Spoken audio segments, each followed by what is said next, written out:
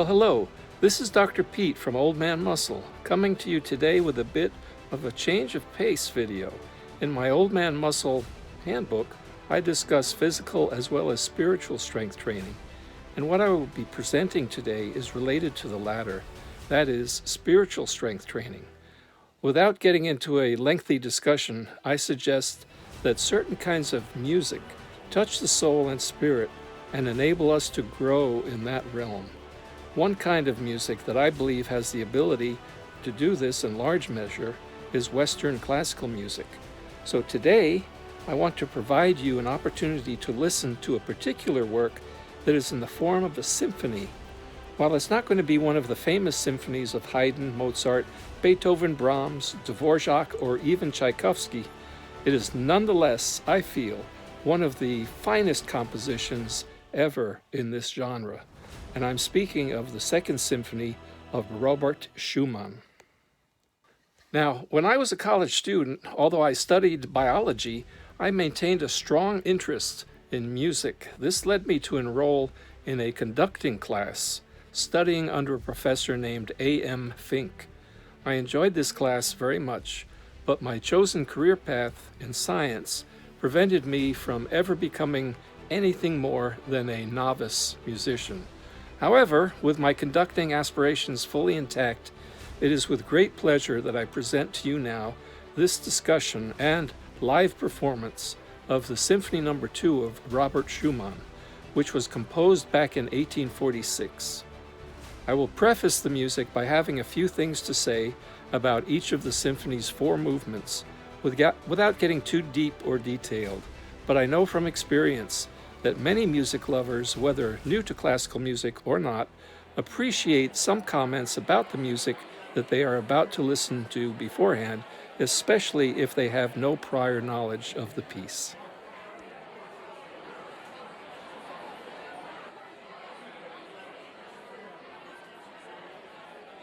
Bonjour, Monsieur Old Man Muscle. Que pouvez-vous nous dire à propos de la direction d'orchestre de cette symphonie?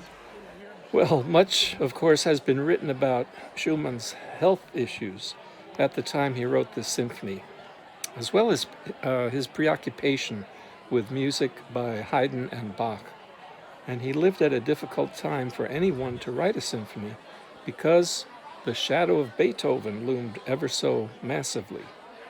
But Schumann was more than up to the challenge.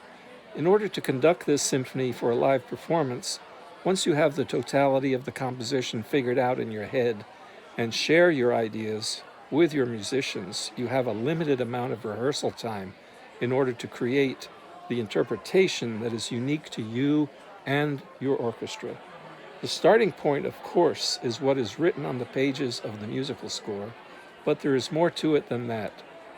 Aside from deciding on proper phrasing, articulation with individual players, sections of the orchestra, and the full orchestra, there's also the matter of a tradition or a history of this piece being performed, and that cannot be ignored.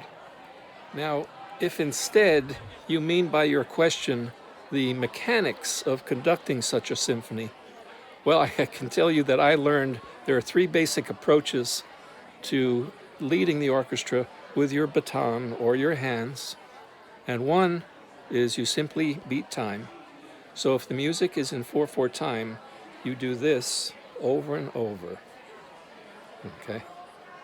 Secondly, you can instead conduct the music's dynamics, which leads to a lot of gesturing and on the podium and providing cues to players regarding loudness, softness, accents, and tempo. And then the third way that I know of is to follow the emotion of the music with your baton, almost note by note. And conductors each have their individual styles, of course, so any of these techniques can work, and I probably would favor somewhat of a blended approach that would incorporate all 3 to a certain degree. Et pourquoi avez-vous choisi ce morceau de musique classique en particulier? Why, indeed. Well, in my opinion, one reason is because there's something in it for everybody. For all the musicians of the orchestra to perform, to be sure, and also for the conductor to have in mind a particular interpretation, but also there's something valuable for the listener. By this I mean that the moods of this work and the musical dynamics and pace are quite varied, which makes for an interesting task for the listener's mind to follow. For the musicians to put it all together in ways that make the whole greater than the sum of the parts is critical, but by no means easy. So when done properly, there can be appreciation of how the composer has strung everything together with a particular effect in mind. The resolution in the work from something rather dark into bright, bright light should be an exciting and worthwhile journey for every soul that listens. Avez-vous des détails que vous souhaitez rajouter par rapport au premier mouvement? Well, the opening movement has become famous for the way that the brass instruments sound the opening musical idea or motto theme, rather than having the strings introduce it, which is much more customary. One of the conducting goals here, I think, is to carefully balance the quiet, sustained brass opening against the rest of the orchestra. And this opening is quite extended in the manner of Haydn's Last Symphony and shares the brass figures, actually, which is interesting. However, I would say as the strings and woodwinds take up their parts and the music in the first movement begins to unfold, with the tempo quickening, Schumann's wonderful compositional technique brings the music to life while building to a unique momentum and excitement. And when the first movement approaches its final pages, the composer expects the mood to be highly spirited and celebratory. Quite the opposite from the almost gloomy opening. The score indicates con fuoco, meaning with fury or with great vigor and speed. And in order to pull off this kind of an ending a tempo, the string section is challenged to execute rapid runs as the climax builds, with brass, wind, and timpani joining in. This not only requires great technique from the musicians, but also adequate rehearsal time. But when done properly, it's all marvelous. Que pouvez-vous nous dire à propos du second mouvement de la symphonie?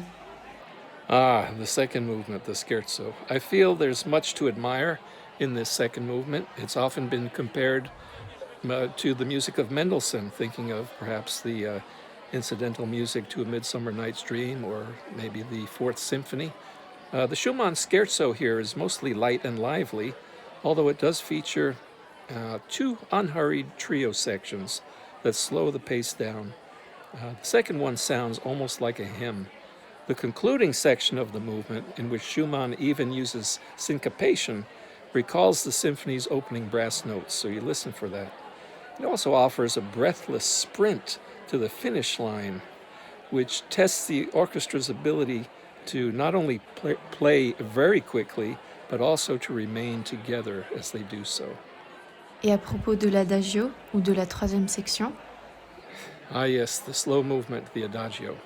Well, unlike the others, this movement is in the minor key of C major. It's now C minor, and many will no doubt be able to detect the change.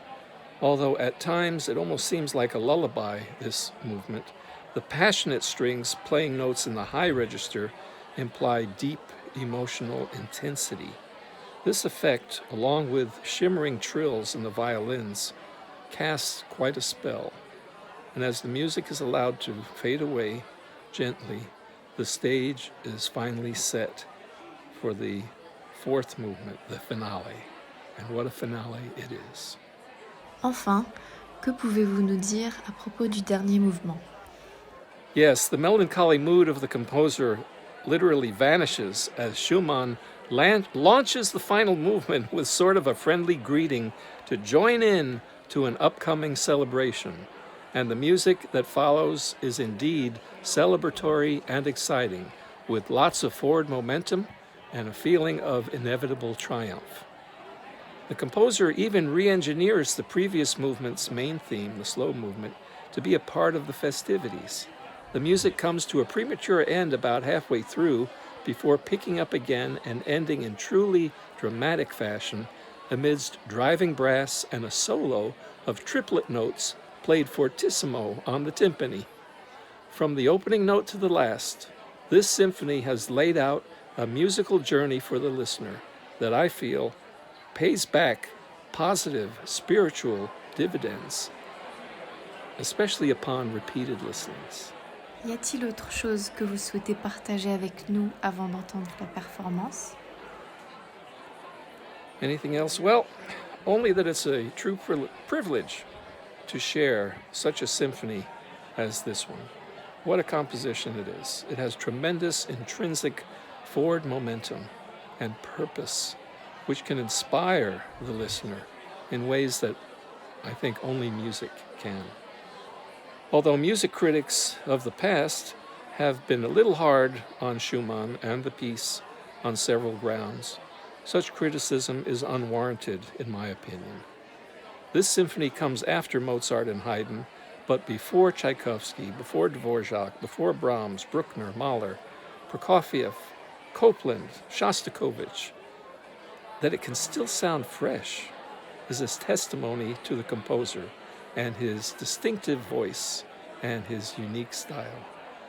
So perhaps the themes and the developments are somewhat simple and naive sounding in the 21st century. This is not surprising, though, and it's very unfair to the composer. This compact symphony, number 2 of Robert Schumann, is full of fresh ideas and conveys them in a very direct and easy-to-follow manner. The end result, clearly, a work of genius. Merci Peter. Nous allons maintenant écouter la performance complète des 4 mouvements de la Seconde Symphonie de Schumann, de par la courtoisie de Old Man Muscle Fitness.